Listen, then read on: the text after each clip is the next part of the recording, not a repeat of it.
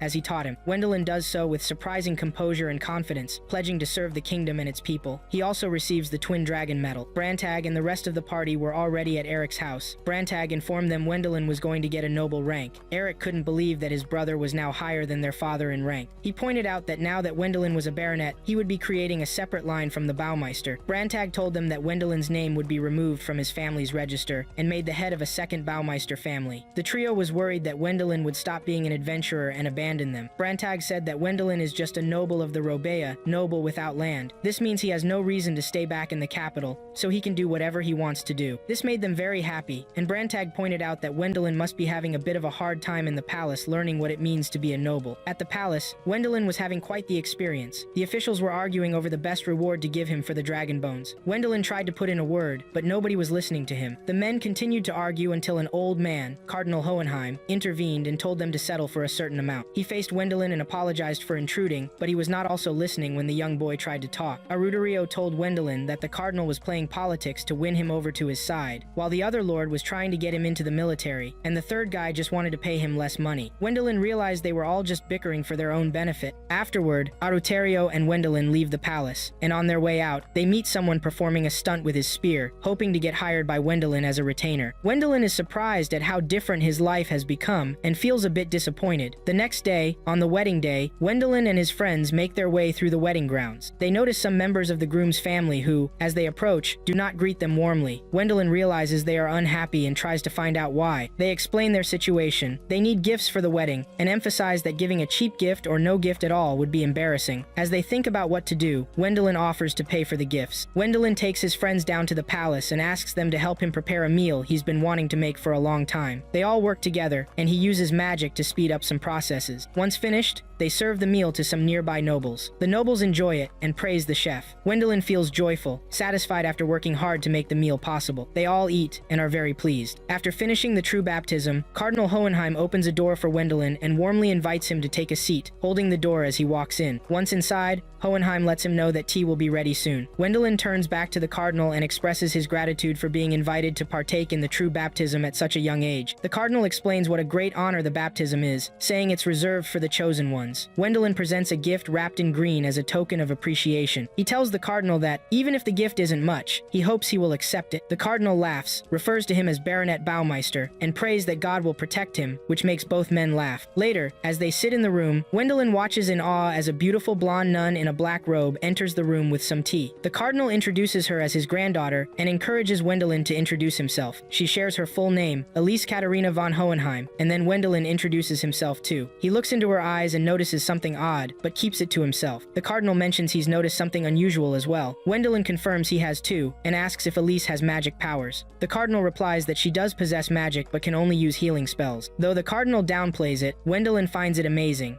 saying the only holy magic he can use is purification. The cardinal expresses that he's impressed Wendelin can use any holy magic at all. Wendelin asks Elise if she uses her magic to heal the injured in the church. She doesn't respond but smiles as she pours the tea. The cardinal confirms that, besides Elise, several other nuns in training perform charity work and distribute food. Many people refer to Elise as Saint Hohenheim, then inquires if Elise will join the clergy, but her grandfather shakes his head, saying he'd rather see her marry like a normal girl. Wendelin smiles, remarking that Elise is indeed beautiful, so there might be some competition for her. The cardinal agrees, and mentions that many families are interested in Elise, prompting Wendelin to joke that he could also enter the competition. The cardinal takes this seriously and asks Wendelin if he would take Elise as his wife. Wendelin replies that he's still underage, so it would only be an engagement. The cardinal acknowledges this, noting that Elise is only 12 as well, and asks if Wendelin would like to have a proper wedding when they're both of age. Wendelin laughs, joking about giving up bachelorhood in 3 years, and the cardinal declares that it's settled. Wendelin is shocked that he's already engaged in such a short time. The cardinal is having tea in the garden with his butler, discussing how the true baptism and his granddaughter's engagement with Wendelin unfolded. He wonders if he was too pushy, but the butler believes the cardinal's actions were just right.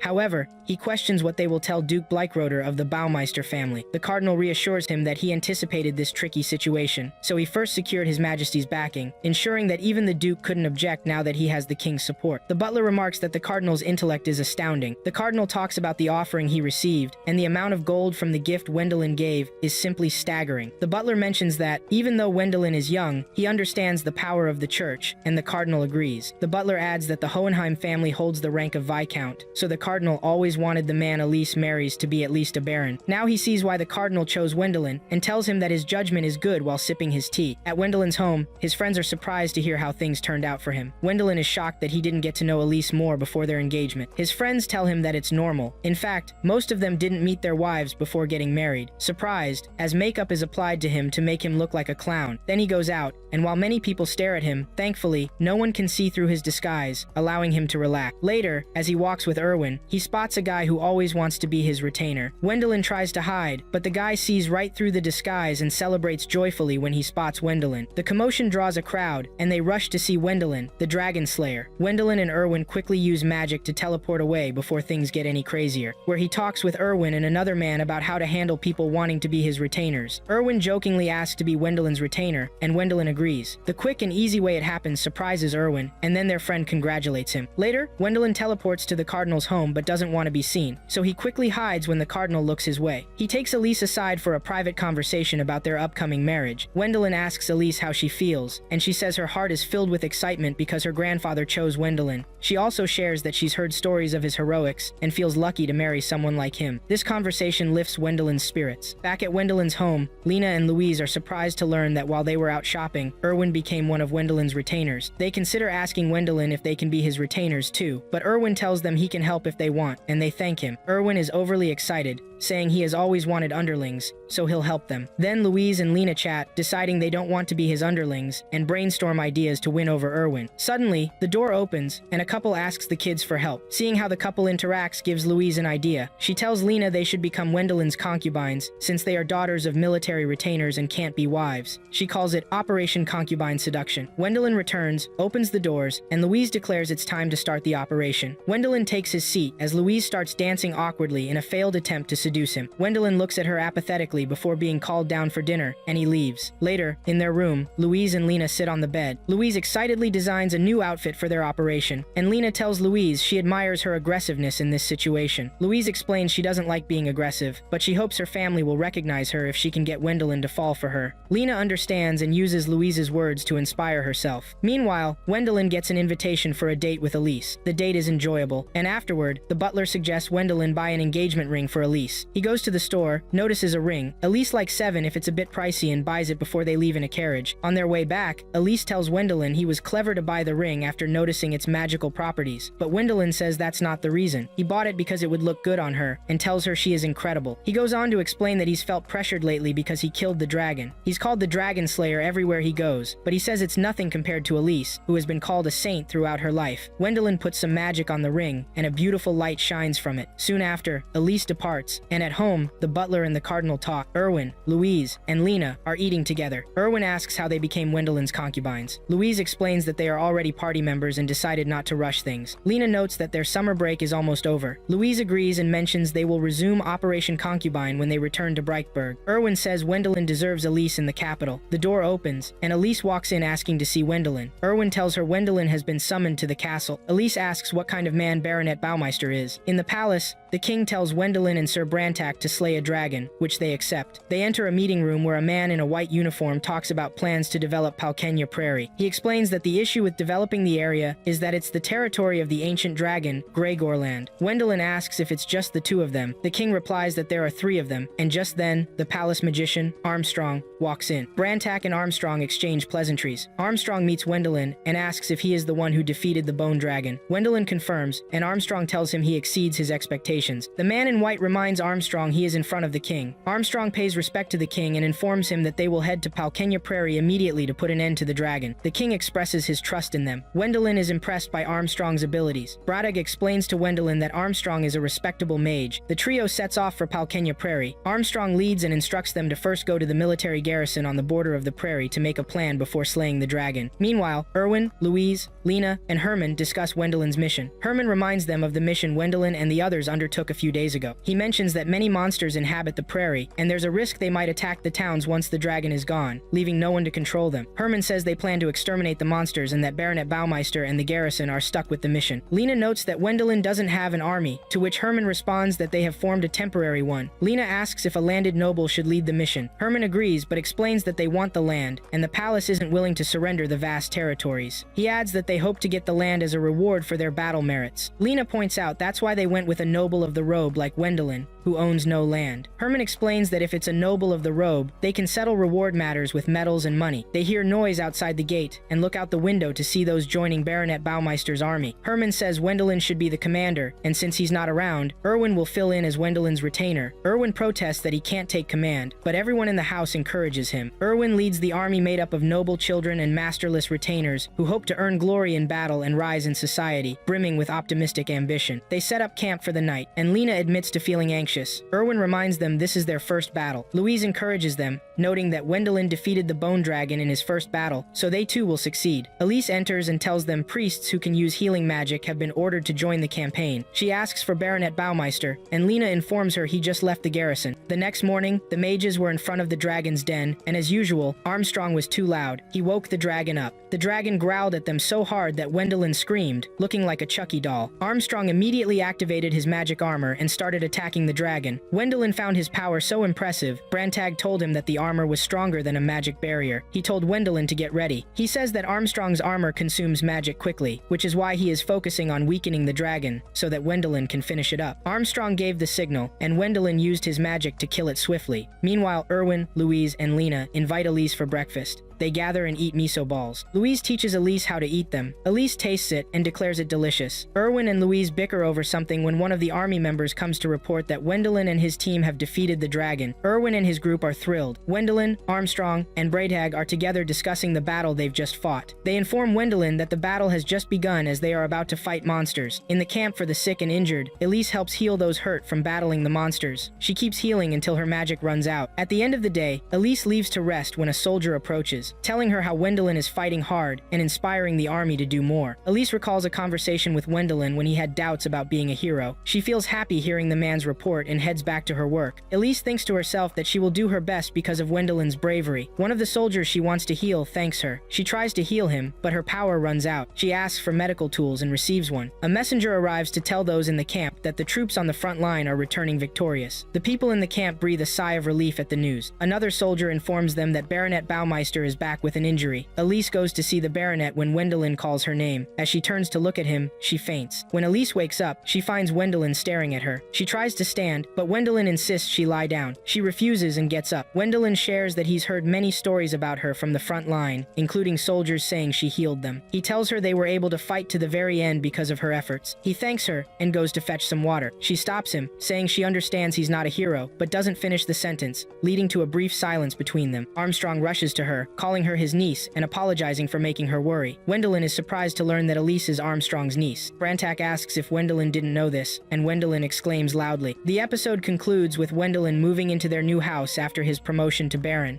Erwin, Louise, and Lena help him settle in. Elise walks in, asking if the miso belongs in the kitchen. Wendelin dashes over to take it from her. Elise mentions she thought he was engaged to Lena and Louise. Everyone is taken aback, and Wendelin replies no. He asks her how she feels about concubines, to which she responds casually. Louise and Lena express their desire to marry Wendelin, and he agrees. At the start, Wendelin, Herman, and Eric attend Helmut's wedding, where Helmut is smiling sheepishly as he gets married. As they chat, Herman mentions that most people will want to marry one of them just to become Wendelin's relative. Wendelin disagrees, but Herman stands by his point. Herman tells Wendelin that he's drawing the nation's attention and needs to decide about the tournament, or he'll embarrass himself. Wendelin is caught off guard. He had no idea there was a tournament. Eric then explains that it's a martial arts tournament the kingdom hosts every 3 years, and expects Wendelin to participate this time. Wendelin is surprised, but Eric adds that it's customary for all nobles to take part at least once. Wendelin agrees but wants to compete in the mage division, but Eric informs him there isn't one. Eric explains that the categories are swordsmanship, spearmanship, archery, and hand-to-hand combat. But Herman points out that nobles are respected for their sword skills, so Wendelin must enter the swordsmanship category. Wendelin accepts this, but insists he will use magic to boost his abilities. Eric tells him that magic use is not allowed in the tournament. It's all about pure skill, and Wendelin isn't happy about that. The next day, Lena, Louise, and Erwin go for a jog, but Erwin quickly collapses. The girls tease him, and he asks if they can do a lighter workout since he's been jogging with them for 6 months, and they have been using magic to enhance their bodies, while he's struggling to keep up. Lena says she doesn't have as much magic as Louise, but Erwin argues that even if that's true, Lena is still much stronger. She even surpassed the old man who trained her. He, on the other hand, feels too weak in comparison. While they're chatting, the girls see Wendelin flying away from the ceremony. Louise wonders if he has something urgent to do after the ceremony ends, and Lena mentions that he told her he needs to meet Cardinal Hohenheim. While they're distracted, Erwin seizes the opportunity to run ahead and shouts, "Why don't I have any talent for magic?" The girls chase after him as he runs. Later, the trio sits with Brantag, who suggests they should also participate in in the upcoming tournament. Their lord wants them to make it past the initial rounds. The girls understand and head off to train while Erwin just sits there, munching on some chocolate. Brantak asks why he isn't training, and Erwin replies that he has nothing to lose and no need to train. Brantak warns him that if he doesn't pull his weight and get stronger, he'll be left behind by his group, no matter how much they care for him, which shocks Erwin. That night, the trio has dinner with Wendelin and Elise. They talk about the day's events, and Wendelin mentions he's relieved that Warren, the commander of the Royal Knights who has won the last 2 events, isn't competing this time because he wants to mentor others. Wendelin feels that things will be a bit easier without him. Afterwards, Wendelin asks if the others are okay with Elise joining their adventure group, and they welcome her. Erwin seems a bit off, so Wendelin checks on him, and Erwin assures him he's fine. Wendelin then shouts that he will win the tournament. The next day, Erwin leaves the others behind during their exercises while Wendelin struggles. The others watch as Erwin excels, and the girls feel like he might actually have a shot at winning. Later, the adventure group is having dinner when they hear that Warren will be part of the tournament. The king advised Warren to become a challenge for the next generation to overcome. Erwin goes to his room feeling down because Warren is so strong. The girls notice his mood and come to cheer him up, but Erwin pushes them away, claiming they won't understand his feelings since they have magical talent. The girls walk off. The next day, while getting water from the tap, Erwin spots Wendelin and asks if he plans to kick him out of the group one day, but Wendelin is asleep. When Wendelin wakes up, Erwin inquires about Elise. Wendelin says she hasn't been able to sharpen her skills like the rest, but is doing her best. Wendelin's encouragement lifts Erwin's spirits, and he gets back to training. After a few days, the tournament begins. Brantak has good seats with a friend, and they chat about it. Behind them, the adventure group prepares for the tournament. Elise brings a gift for Wendelin, and then they get ready to start. Wendelin's first match is against Warren, and he quickly gets beaten. Brantak hopes the girls won't return as fast as Wendelin, but Wendelin believes they'll last longer than him. Louise is the first to come back. She lost in her semifinal after Lena returns from losing to the spinning spear guy who has asked Wendelin to let him be his retainer. The girls see Wendelin is asleep. Elise explains he spent the night making lunch for everyone, so he's worn out. Erwin wins his match but gets injured in his arm. Warren tells him he can't wait for their eventual battle. Louise and Lena tend to Erwin's wounds as he shares his anxiety, and they show him the lunch Wendelin prepared for him. The words calm his nerves, and he heads out for his next fight. Then there's a time skip. At the castle, Erwin trains with Warren while Lena has a new mentor. Meanwhile, Wendelin and Louise stroll down a path talking about how lucky Erwin is, with Wendelin accompanying Louise to meet her mentor. After a bit, Wendelin asks who her master is, and out of nowhere, Klimt appears flexing his muscles, asking them to follow him as they run behind. 3 men are working in the field when Klaus approaches Lord Baumeister to present a tax payment report. However, Lord Baumeister mentions that he has entrusted that matter to the 3rd man in the field and no longer wishes to be involved. Lord Baumeister's grandson runs excitedly to him, with his mother close behind, bringing news of visitors. Surprised, he explains to Amelia how rare it is in the countryside to have visitors. Amelia tells Lord Baumeister that the visitors want to speak to him about Wendelin. Back at home, the visitors deliver a letter from the head auditor Runner to the boss. He reluctantly collects it and hands it to Amelia to read, assuming it's another request for him to join the family Wendelin is part of. But when Amelia opens and reads it, she finds out it contains unpleasant news. Wendelin has just passed away while exploring ancient ruins. Wendelin checks himself in the mirror, fully dressed in armor, reminiscing about how he is now a master after all these years, and can turn his friends into adventurers too. Feeling powerful, he vows to his fellow adventurers to rebel against anyone who tries to steal their freedom. While they're still celebrating, Brantak enters the party, apologizing for interrupting. He hands over a mandatory request from the king for the party to explore ancient ruins. Wendelin can't refuse it, realizing that nothing has changed. Brantak, Wendelin, and the party arrive at the location of the ancient ruins. Wendelin asks Brantak if the ruins are dangerous. Brantak recounts the ruins' story, explaining that every adventurer who explores them never returns. Elise adds that a dragon resides in the ruins, which Brantak confirms, stating that the guild realized they needed an experienced group of adventurers for the task. The adventurers cautiously navigate the ruins, anxious about what awaits them. After some time, they notice a door, wondering where the bodies of previous adventurers might be. Brantak realizes it's a trap and urges them to exit quickly, but he's too late. The door closes, and they fall into the trap, immobilized. Brantak explains the ancient civilization set the trap and tells them to prepare for battle. Despite not knowing what's happening, one by one, they all vanish. The party reunites at a place called the Reverse Hanging. The ancient trap teleported everyone in the ruins to the bottom floor, where they must find their way back up to survive. This shouldn't be too difficult for the party since Wendelin has teleportation powers, but he clarifies that his powers only work when he knows where he is and where he's teleporting to, rendering them useless otherwise. This leaves the party with only one tough option: climbing back up the stairs. Terrified, the party begins to ascend the stairs to reach the surface. Along the way, they enter a hall filled with an army of of robots called golems. The door slams shut, trapping them with nowhere to escape. The golems come to life and attack to prevent them from advancing. The party unleashes their physical energy and magical powers to fight through the army, ultimately succeeding. They discover the skeletons of earlier adventurers and hear the march of golems approaching. Back at the castle, people are starting to worry about the adventurers since it's been 5 days without any news. Meanwhile, at the ruins, the golems swarm out in huge numbers, not giving the party any space or time to catch their breath. The adventurers are exhausted and worn out, but they push through anyway. They have to if they ever want to get home. They keep moving and come across a passage where there are no golems in sight. They celebrate, thinking it's over, but they still have to face a dragon golem and her army of robots. The party gets surrounded by the dragon golem and her minions. Even though they are drained and tired, they keep fighting. Wendelin and Brantak, low on strength, come up with a plan to take down the dragon golem. They decide to combine their powers and hope it's enough. While working together, Wendelin, who is leading the charge, realizes that even their combined strength likely won't be enough to take down the dragon. Just then, Elise, one of the adventurers, runs over to kiss Wendelin, unleashing a magical light spell into him, after which she faints. This spell helps restore lost strength, stamina, and magical abilities. With this newfound power, Wendelin is finally able to defeat the dragon golem, and Wendelin, completely spent, joins Elise and collapses. The episode wraps up with the party waiting for Wendelin and Elise to recover. They make their way to a library where they find out the ruins were created by a mage named Count Ichelberg from an ancient civilization. The purpose was to ensure that anyone who passes through the ruins is smart and worthy enough to inherit the legacy of that civilization. They discover many ancient airships, which form the foundation of their magical airships. In the first scene, the adventure group stands before the king while his aide briefs them on their earnings from their adventures and contributions. The total is about 20 million gold coins, which will be paid in installments over 20 years. After the briefing, Wendelin tells Klimt that he and his group will be leaving the capital city. Klimt is surprised by this, but Wendelin explains that he has decided to base their adventures out of Breikberg. Klimt understands but worries that the place will feel lonely without the group. He tells Wendelin he will put all his energy into finding the one who started the false rumor about Wendelin's death, so Wendelin can travel in peace. Wendelin is curious about the rumors,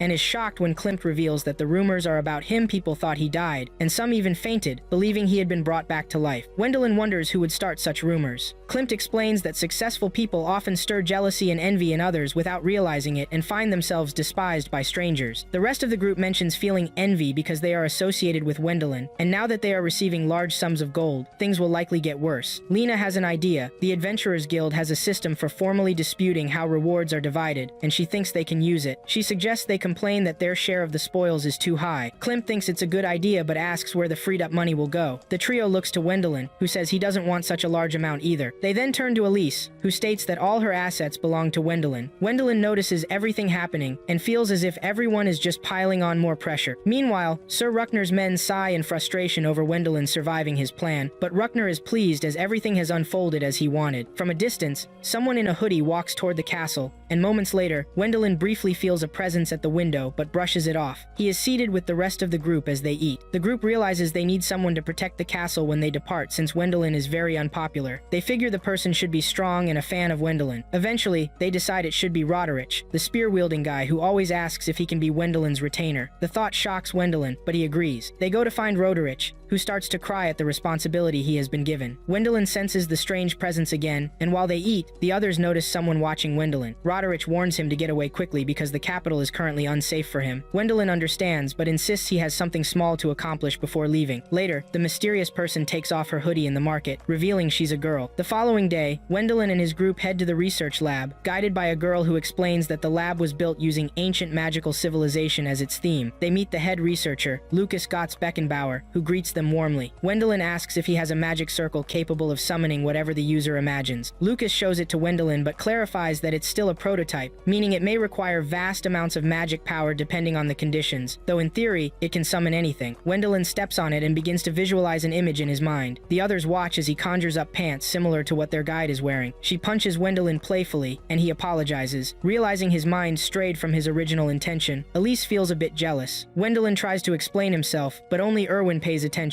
He tries again with the machine. Later, the crew pulls a cart filled with dirt, which attracts the strange girl's attention, but before she reaches them, the group teleports away. She heads to their home and notices a small gathering happening. Everyone is happy and smiling as they eat. After a while, Wendelin brings some tuna for everyone to eat with a soy sauce he took about 3 years to develop. Hesitantly, everyone tries some and realizes it's incredibly delicious. They keep eating while the strange girl continues to look through the windows, clearly starving at this point. As the party goes on, someone informs Wendelin that the person spreading rumors rumors of his death is Lord Commissioner Ruckner's younger brother, Head Auditor Ruckner. Wendelin has never met him before, but he had planned to make Wendelin's brother owe him by having his sons inherit after Wendelin, which would increase his influence. Wendelin is shocked that Head Auditor Ruckner would involve his family in such a situation. Although concerned, the spear guy reassures him not to worry because he has set things in motion for Wendelin's sake. He spread a rumor that Head Auditor Ruckner was involved in attempts to kill Wendelin. The spear guy mentions that even if it's just a rumor, it will lead to a little investigation that could uncover the head auditor's secret, though he may not face any punishment for it. Wendelin asks how he found this out, and the spear guy reveals that the head auditor is his father, and he knows his ways even though the head auditor never acknowledges this. Suddenly, there's a loud noise from the other side of the door as the mysterious girl bursts in. She walks over to where they're eating and quickly grabs a meal. Her actions shock Wendelin, and then Lord Marshal Edgar calls the strange girl by her name, Wilma, asking her to introduce herself to the adventure group. Marshal Edgar states that the girl is his daughter, Wilma Edel von Asagahan. He asks her what she thinks of the group, and she replies that she has been following Wendelin to make sure he can feed her, saying that he has passed her test. Wilma looks very cute, but she has magic constantly flowing through her, which makes her always hungry due to her immense power. Marshal Edgar tells Wendelin that he would like him to take his daughter as a bodyguard, and if he wants, he can even marry her. Wendelin tries to explain that when they get back, they plan to do some hunting, so he doesn't need a strong bodyguard, but Marshal Edgar doesn't get it. He insists he heard Wendelin is going to deal with monsters, then calls Duke Bleichroder to clarify the situation. The Duke tells Wendelin he has a request. Meanwhile, some people have received fake news about Wendelin's death, and included in the letter is a note saying the couple should inherit Wendelin's mansion. As they look out, they are astonished to see Wendelin and the rest of his group. The episode begins with people sitting at a table, and Lord Baumeister sits at one end. To his left are his eldest son, Kurt, and his second son, Herman. Behind them is the village chief, Klaus, who is a close aide to their father. On the right are Brantak, Wendelin, and the rest of the group. Brantak tells the story of the former Duke Bleichroder, who led an expedition 15 years ago into the Enchanted Forest, looking for a magical cure. This expedition ended with 0 soldiers and the former Duke dead. Lord Baumeister mentions how he answered the former Duke's call for help and sent his own army, but then he pauses, unable to finish his thought, and takes a sip of his tea. Brantak continues, explaining to Lord Baumeister that the corpses of those who fell have now risen as undead, specifically zombies, and that's why his lord has ordered them to purify all the undead before they can turn into greater undead like liches. Furious, Lord Baumeister slams his hands on the table, nearly making Wendelin choke on his tea at the news that the king is asking for his troops again. Brantak tells Lord Baumeister they will handle the purification case, and that he came to discuss how to deal with the monsters they would face in the process. Kurt, the eldest son, quickly tells Brantak that the Enchanted Forest belongs to them, and that they need to receive tributes after converting all the raw materials from the monsters. The messenger asks about the percentage of the distribution. Kurt then asks Klaus what the standard sharing percentage is, and Klaus replies 30%. Kurt turns to Brantak and says he will pay 50%. Herman asks Brantak if he could retrieve the belongings of their fallen soldiers, and he agrees. Herman turns to Kurt and asks him to be reasonable in his negotiations, but Kurt brushes him off, saying they don't need the soldiers' belongings since they were poor, and their funeral has already taken place. Elise tells Kurt that unless funerals are conducted after the souls are purified, the dead won't find true peace. She says she will help organize the funerals again after the purification. In the next scene, Kurt tears up a letter from the head auditor, questioning his boldness. He is at a village meeting, and one man mentions hearing that Wendelin is coming to purify their sons who were left behind in the forest. Kurt refuses, and argues that Wendelin is just an adventurer here for a quest, and will leave as soon as the purification is done. Brantak, Herman, Wendelin, and the group are sitting at the table eating. Wendelin asks why Kurt has lost his reasoning. Herman says it all started after Kurt left home. Herman offers Brantak some wine, but he refuses. Louis is surprised and asks why he doesn't want a drink. Brantak states simply that he doesn't want the wine. Herman then offers Wendelin some pie. Marlene tells Wendelin to look out for her grandfather's belongings, which he agrees to do. She's excited and expresses that she wishes he was the heir. Wendelin, Brantak, and the group brainstorm ways to lure the zombies out of the forest, so they position themselves at the entrance, calling out to the zombies, hurling insults, and cursing at them. The zombies start emerging from the forest. Elise casts the purification spell, and the zombies are purified. Erwin and Brantak collect their belongings. Then a zombie adorned with ornaments and holding a sword steps out, and they realize it is Duke Bleichroder, who is also purified. They were about to leave when they remembered they hadn't seen Marlene's grandfather, the one she mentioned while serving them at mealtime. At that moment, they spotted a wyvern that had become undead, but it wasn't being purified as quickly as the other undead soldiers. They fought the wyvern and beheaded it. Then, the wyvern was purified. purified. Monsters also appeared for purification, but the spell didn't work on them as fast. They battled the monsters while the spell went to work. Afterward, they lifted the spell and were all exhausted. Then one of them pointed to a soldier coming out of the forest in armor, similar to what Marlene had described it was her grandfather. They met him and discovered he had turned into a lich. He asked about Marlene, and they told him she was doing well. He surrendered as they purified him and told them to take care of Marlene. They returned to the village with the belongings of the soldiers they had collected after purification, and the villagers thanked them for it. But before the villagers could grab the swords, word came from Kurt that all the iron should be sent to Eckhart, the village blacksmith, since the village was short on iron. Wendelin stepped in around that time and asked Kurt if iron was all he needed to let the villagers carry on with the belongings of their loved ones who died in the enchanted forest, and Kurt agreed. Wendelin magically provided iron, throwing Kurt off balance, and he let the people be. The villagers thanked Wendelin for providing iron so that Kurt wouldn't take away their deceased loved ones' belongings. Brantak,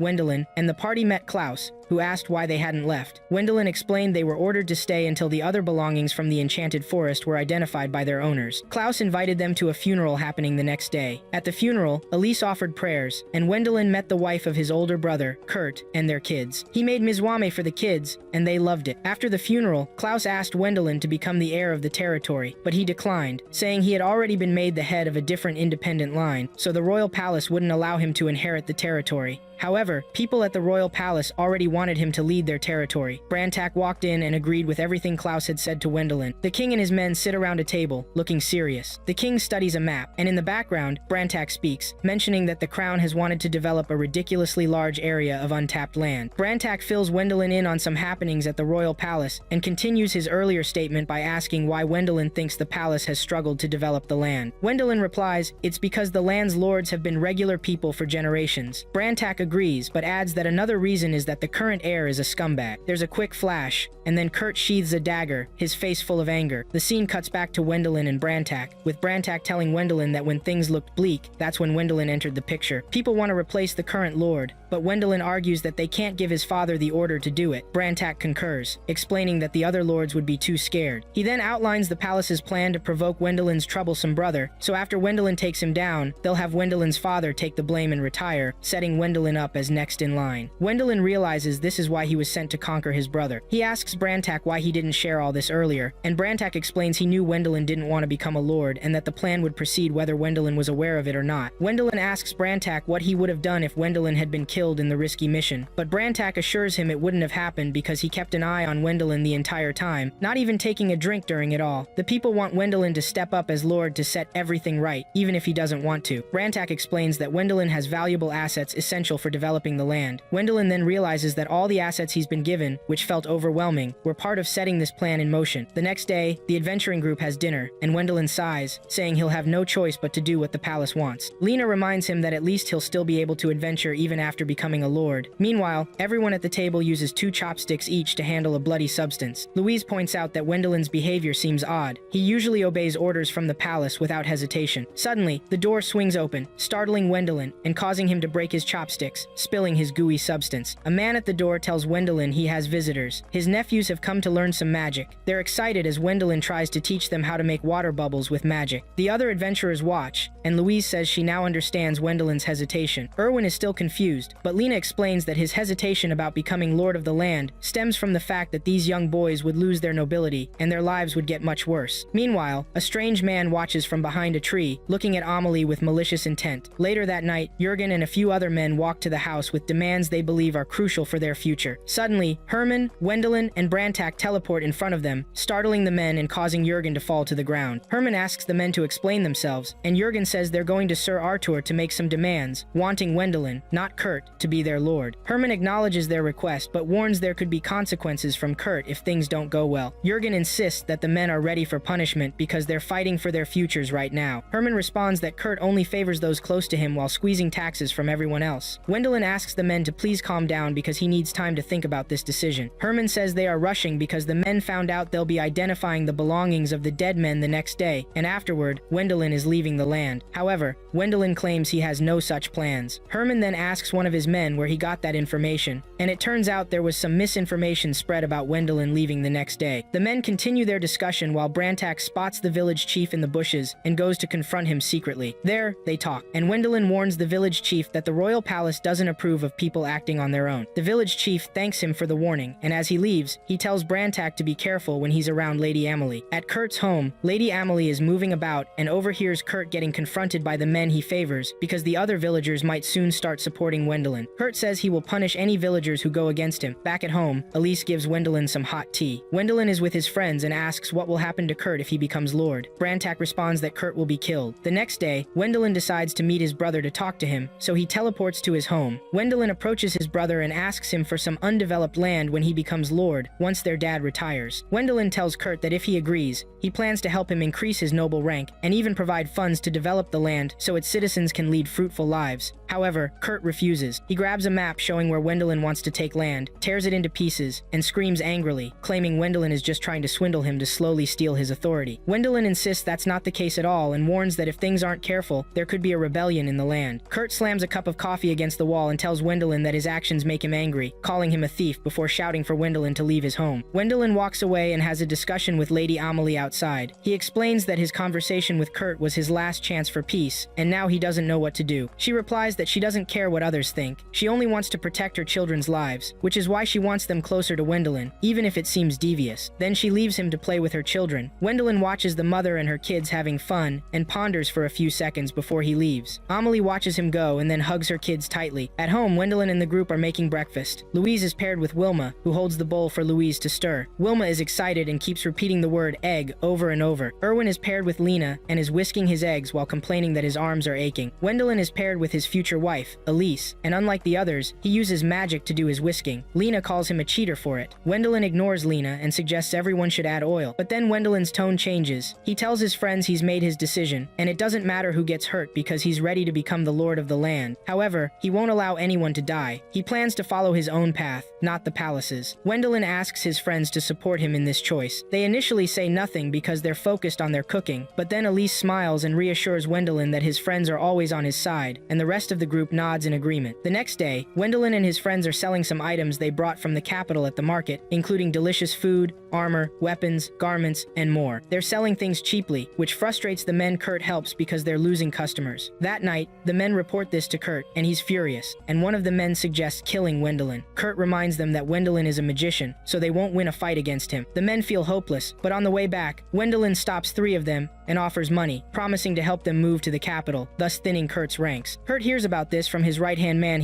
Men are starting to betray him. The next day, Wendelin explains his plan to Roderich as they look for a safe spot for Kurt and his children during the chaos. The plan is to take Kurt to a church and confine him to a life of repentance and prayer. Roderich thinks this might be too harsh, but at least Kurt will be alive, while his wife and kids, though far from their homes, will also be alive. Roderich says it's better than living in shame. Wendelin and Roderich walk through the city and chat about other local happenings. Wendelin asks if things at home are the same. Roderich explains that they are, but more people want to meet Wendelin each day. He tells Wendelin this is because people are interested in the rights to undeveloped land. It's a project that involves a lot of money, which is why many individuals want to be involved. While they talk, in an alley, a strange man is given a dragon's flute by a noble. He takes it to Kurt, who is filled with anger because all his men have deserted him. The man tells Kurt that with this flute, he'll be able to kill Wendelin. It's pouring rain as Kurt talks with the man who gives him the flute. The man tells Kurt that head auditor Ruckner regrets giving him wrong information before. Kurt wants to kill Wendelin with the flute and asks how much it will cost. The man replies nothing, but asks that once Kurt becomes lord, he should help them during negotiations for undeveloped land. Kurt agrees to the terms. He now realizes the man needs his help because they're both in tough spots, and he laughs as he looks at the flute. The next day, Brantak is in the forest with the group, using his sensory powers to find Kurt. He announces that Kurt is coming. Their plan worked because they made it look like Wendelin was alone in the forest to catch Kurt's attention. Brantak tells Wendelin that his scheme to push his brother over the edge is in its final phase, but the group is puzzled. They can't believe the man who came to see Kurt didn't bring an assassin to help against Wendelin. Brantak thinks it's probably because Kurt has a secret weapon. Wendelin approaches Kurt, but Kurt knows the retainers are there and tells them to come out. The group reveals themselves. Kurt tells Wendelin how everyone loves him and wants to make him lord, even though he's not the eldest but the 8th son. Then Kurt pulls out the flute.